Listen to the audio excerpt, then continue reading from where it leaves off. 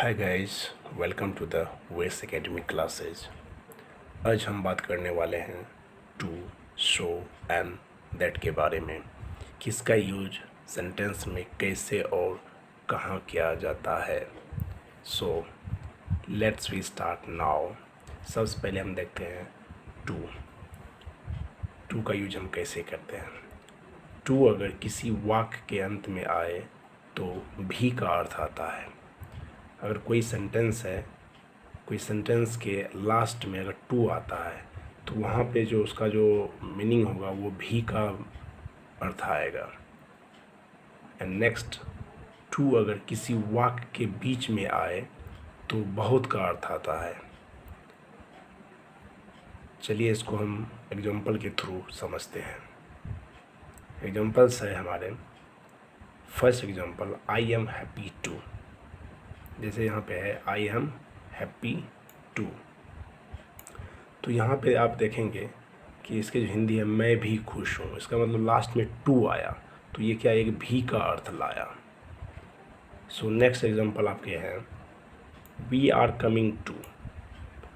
We are coming to, यहाँ पे आप देखेंगे सेंटेंस के लास्ट में टू आ रहा है तो इसका हिंदी जो है हम भी आ रहे हैं। इसका मतलब हम भी, यहाँ जैसे भी आया फिर फर्स्ट वाले में भी आया। सो थर्ड हम एग्जांपल्स देखेंगे, he is too poor to buy books. अब इस सेंटेंस में आप देखिए टू का जो यूज वो एक सेंटेंस के बीच में हुआ है। सो यहाँ पे जो उसका मीनिंग आएगा वो आएगा बहुत या ज़्यादा। तो यहाँ पे अब वह किताबें खरीदने के लिए बहुत गरीब है। जैसे अब आप देखेंगे इसमें बहुत का यूज हुआ क्योंकि ऑलरेडी हम कहे हुए हैं कि सेंटेंस के बीच में अगर टू आता है तो वहाँ पे बहुत या ज़्यादा का अर्थ आता है।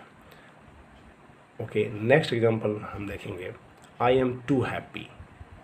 यहाँ भी आप देखेंगे एक सेंटेंस के बीच में टू आया, इसका मतलब मैं बहुत खुश हूँ। नेक्स्ट एग्जांपल है he is too good a man to offend anyone. यहाँ पे ऑफेंड का मतलब होता है कष्ट या मतलब ठेस, like that. So he is too good a man to offend anyone. Anyone मतलब होता है किसी को या किसी का। सो यहाँ पे आप देखेंगे सेंटेंस के बीच में टू का यूज हुआ, इसका मतलब वो बहुत, अगर सेंटेंस के बीच में हुआ है तो इसका मतलब वो बहुत ही होगा। वह इतने अच्छे इंसान है कि किसी को ठेस नहीं पहुंचा सकते। ओके, नेक्स्ट हम बढ़ते हैं शो की तरफ। यहाँ पे शो जो दिख रहा है, यहाँ पे शो का मतलब क्या होता है। शो अगर किसी सेंटेंस के शुरू में आए तो वहाँ पे जो मीनिंग आएगा वो इसलिए आएगा या तो का आएगा। नेक्स्ट है शो अगर बीच में आए, कहने का मतलब है शो अगर किसी सेंटेंस के बीच में आए तो वहाँ पे बहुत या ज़्यादा का यूज होगा। चलिए इसको भी एग्जांपल के थ्रू समझते हैं। फर्स्ट एग्जांपल है हमारा सो सी इज़ ब्यूटीफुल। यहाँ पे आप देखेंगे शो क्या है, सेंटेंस के पहले यूज हुआ, शुरू में यूज हुआ, इसलिए इसका जो मीनिंग आएगा वो इसलिए का आएगा, इसलिए वो सुंदर है। नेक्स्ट एग्जांपल है हमारा सी इज़ सो ब्यूटीफुल। यहाँ पर आप देखेंगे सो का जो यूज हुआ है वो कहाँ पे यूज हुआ है, सेंटेंस के बीच में। तो यहाँ पे जो इसका मीनिंग आएगा वो आएगा वो बहुत ज़्यादा सुंदर है।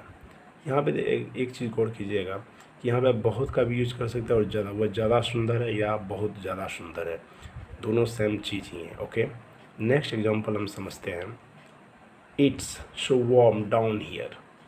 यहाँ बहुत गर्मी है। जैसा कि हमने अभी कहा कि यहाँ पे बहुत का भी यूज कर सकते हैं और ज़्यादा का भी यूज। यहाँ पे आप देखिए बहुत का यूज हुआ है। So it's so warm down here, यहाँ बहुत गर्मी है। ओके, नेक्स्ट एग्जांपल्स के थ्रू समझते हैं, I love you so much. यहाँ पे इस सेंटेंस में देखिए सो जो है सेंटेंस के बीच में आ रहा है, सेंटेंस के बीच में आ रहा है। सो यहाँ का जो मतलब होगा यहाँ भी बहुत का ही, मैं आपसे बहुत प्यार करता हूँ। इसी तरह नेक्स्ट लास्ट एग्जांपल है हमारे, आई know you must be tired so I will let you rest. यहाँ पे आप देखेंगे दो सेंटेंस है। मैंने अभी कहा कि कोई सेंटेंस के पहले, बट यहाँ पे देखिए दो सेंटेंस है। ये मत सोचिए कि यहाँ बीच में यूज हुआ है, नहीं, ये आपका जो यहाँ से लेके यहाँ तक एक फर्स्ट सेंटेंस है और यहाँ से लेके ये एक अलग सेंटेंस है। So I know you must be tired, so ये क्या है, एक सेंटेंस के पहले आ रहा है। So I will let you rest, मैं जानता हूँ कि आप थके होंगे, इसलिए मैं आपको आराम करने दूंगा।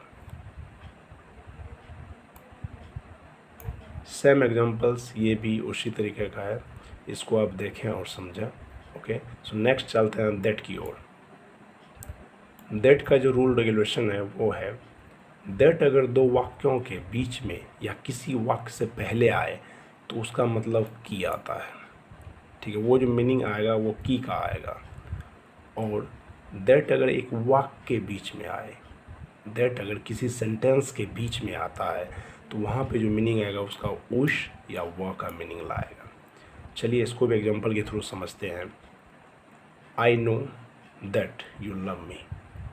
मैंने जस्ट अभी कहा अगर दो वाक्य के बीच में या किसी वाक्य से पहले आए तो वहाँ पे की का यूज होता है। यहाँ पे सेंटेंस देखिए, आई नो एक सेंटेंस हुआ, फिर यहाँ पे दैट का यूज हुआ है, फिर यू लव मी। यहाँ पे देखिए दो सेंटेंस, आई नो एक अलग सेंटेंस हो गया और यू लव मी एक अलग सेंटेंस, बट इसके क्या है बीच में या तो पहले, तो इसके बीच में यूज हुआ है तो यहाँ पे मतलब जो आएगा वो की का आएगा।